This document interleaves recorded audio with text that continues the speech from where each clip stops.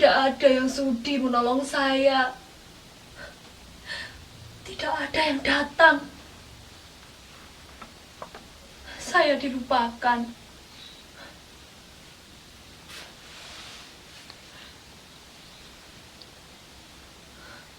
Sudah berapa lama saya di sini? Tidak tahu.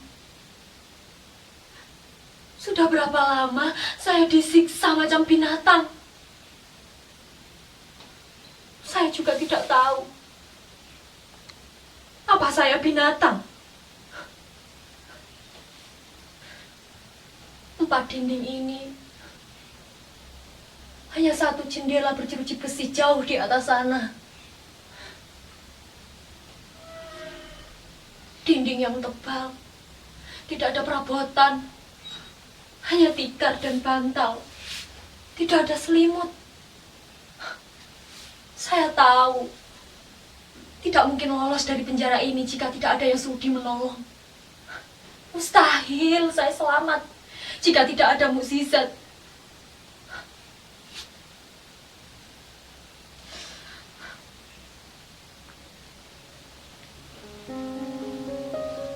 Mudasir? Kamu Mudasir? Bagaimana bisa kamu masuk ke kamar ini? Mudasir, kenapa? Sudah tidak kenal saya lagi. Saya Atika, istrimu. Dulu kamu mengantar saya ke Jakarta. Kita berpisahan di Bandara Soekarno-Hatta Cengkareng. Kamu bercerita di surat. Setelah mengantar saya, kamu langsung pulang ke kampung mengurus sawah. Sampai setahun kita saling mengirim surat. Ketika musibah datang, surat-suratmu tidak lagi datang. Mudasir, jangan pergi. Jangan tinggalkan saya. Apa saya tidak punya daya tarik lagi? Dulu kamu sering bilang saya cantik. Saya memang cantik.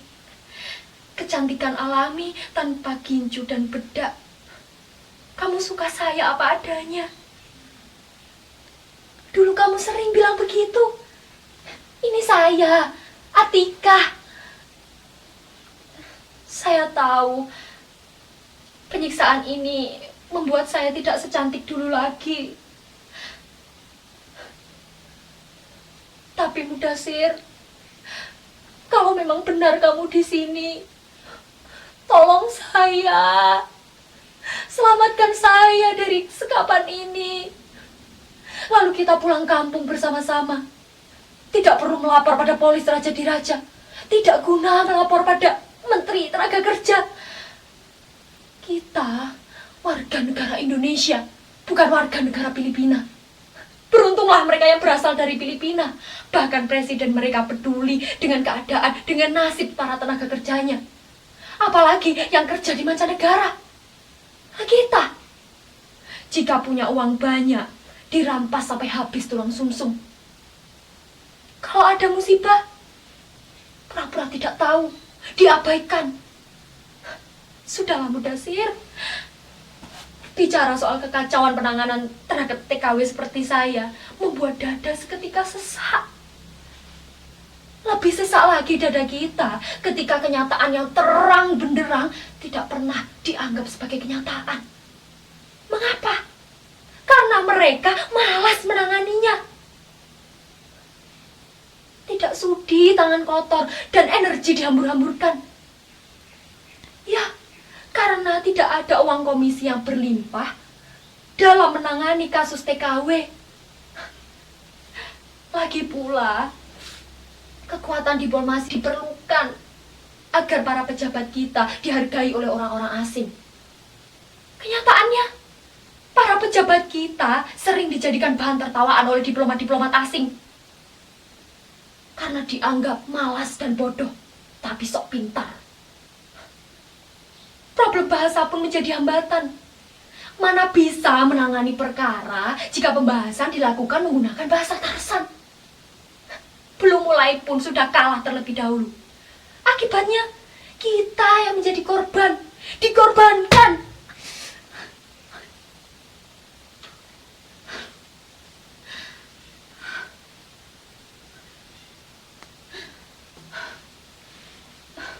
Saya tersiksa, Mudasir.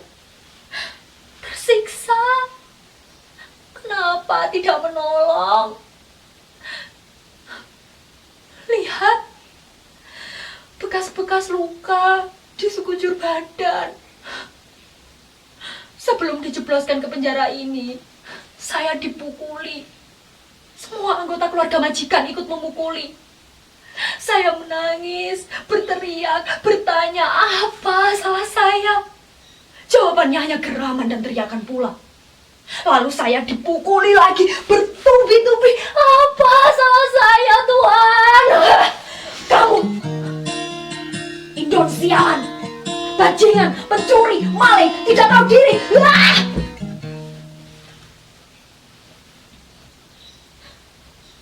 Hanya itu yang saya dengarkan.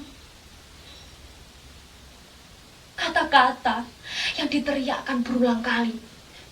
Saya Indon, sialan, bajingan, pencuri, maling, tidak tahu diri.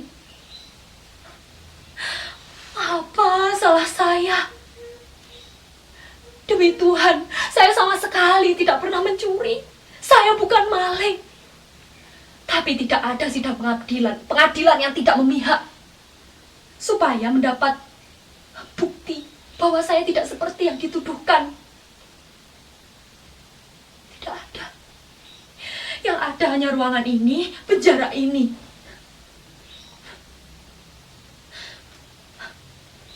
Tapi Mudasir, saya bekerja.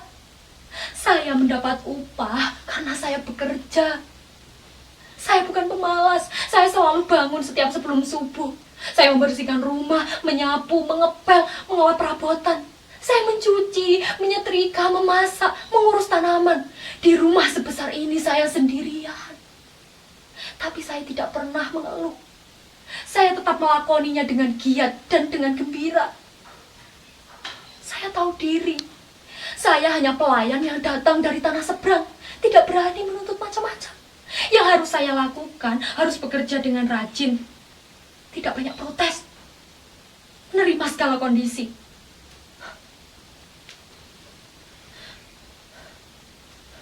Lalu, pada bulan ke-13, suatu malam, majikan lelaki mendatangi saya. Nampak mabuk dia. Waktu itu pukul 11. Nyonya majikan dan anak-anaknya pergi menginap di rumah famili di luar kota. Di rumah sebesar ini hanya tinggal kami berdua. Dia datang, membuka pintu, lalu menutupnya dan duduk di samping ranjang. Diam menatap saya. Saya sebagai perempuan, naluri saya mengatakan ada sesuatu yang tengah menggoda majikan saya. Saya ketakutan, keringat mengucur deras. Lalu dia berbaring.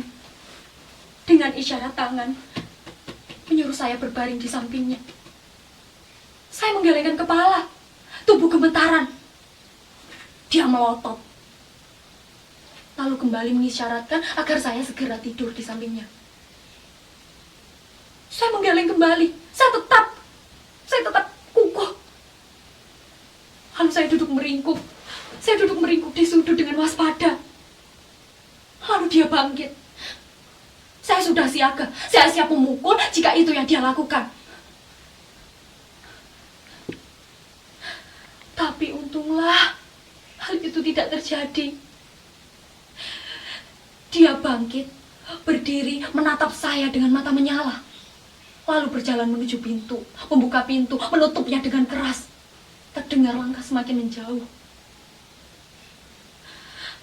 Saya bernafas lega dan menangis.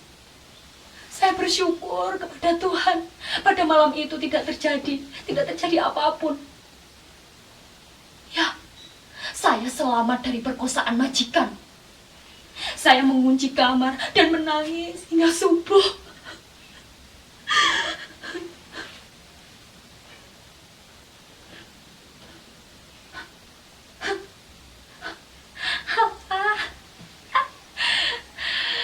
Mudasir, barangkali itulah satu-satunya kesalahan saya. Menolak hajat majikan. Itu makanya saya ditendangi, dipukuli, dan disiksa macam begini.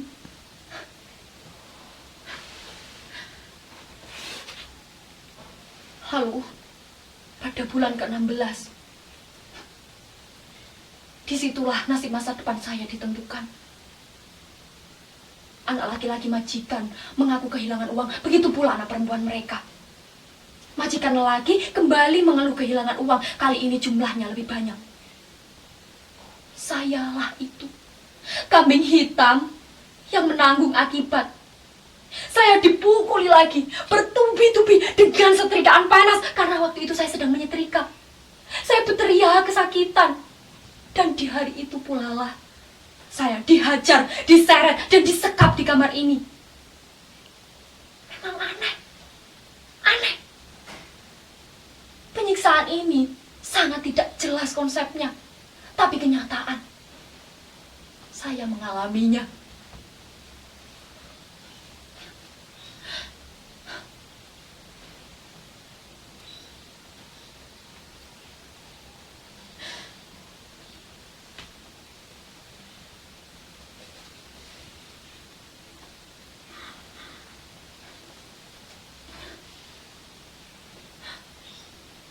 Mudasir, kenapa diam saja? Kamu tidak percaya dengan cerita saya? Demi Tuhan, saya bersumpah masih suci. Jangan tinggalkan saya, Mudasir. Jangan berpaling, jangan pergi. Saya butuh kehadiranmu. Saya tidak punya harapan lagi. Saya butuh kehadiranmu, nyata atau hanya khayalan, tidak penting lagi. Saya butuh kamu, walaupun tidak nyata. Jangan tinggalkan saya.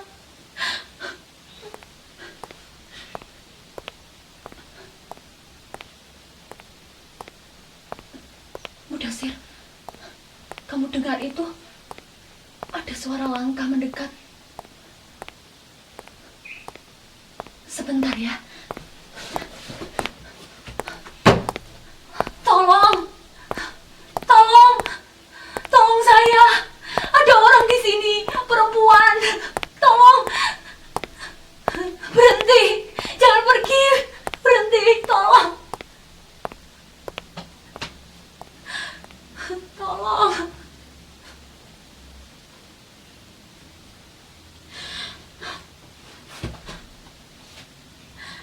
Tidak ada yang sudi menolong saya. Tidak ada yang datang. Saya dilupakan.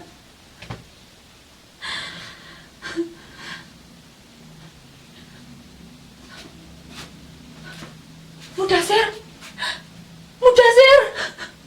kamu juga pergi. Mudasir,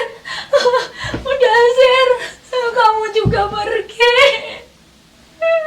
Semuanya meninggalkan saya sendirian. Apa? Mana mungkin saya bisa bertahan? Saya sudah habis. Mudasir, sudah tidak ada apa-apa, tidak ada harapan lagi.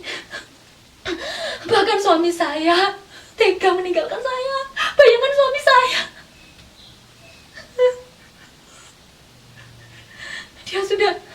Dia sudah tidak sudi menemani saya.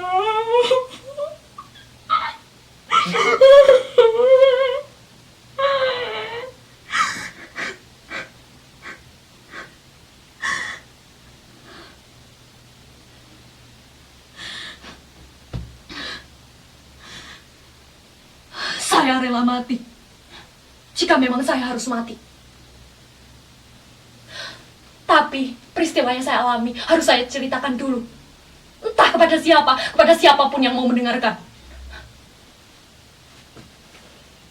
Yang salah harus dihukum. Saya tidak rela mati jika tanpa orang mengetahui apa yang sebenarnya terjadi pada saya. Penyiksaan ini harus dijelaskan. Apa yang terjadi harus dijelaskan. Nasib manusia tidak bisa ditentukan oleh manusia lain. Hanya Tuhan yang Maha Esa yang bisa menentukan nasib manusia. Saya dianiaya tanpa sebab, tanpa alasan. Adilkah itu? Jujur saja, saya sudah lelah meminta tolong. Sudah beratus kali saya meminta tolong, tapi tidak ada yang datang untuk menolong. Apa ada yang merasa kehilangan saya? Sehari 2 hari hilang bisa dimaklumi. Tapi sebulan, seharusnya itu sudah cukup untuk membuat masyarakat curiga. Bisa jadi dianggap sebagai pembunuhan. Pembunuhan! Yang saya alami ini bukanlah pembunuhan tubuh, tapi pembunuhan mental, pembunuhan politik.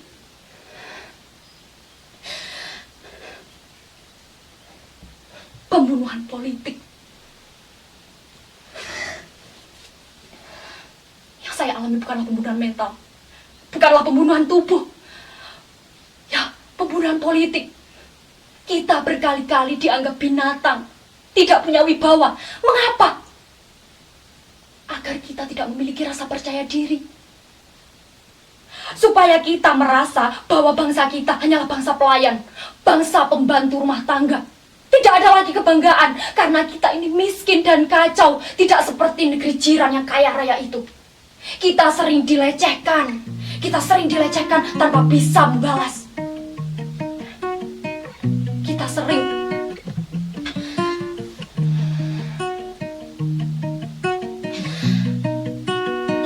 diabaikan, dijadikan bahan tertawaan. Kita sering dihapuskan dari peta, tapi kita tidak pernah merasakannya. Tolong, tapi jangan tolong saya. Tolonglah kita semua. Tolong, tolong, tolong.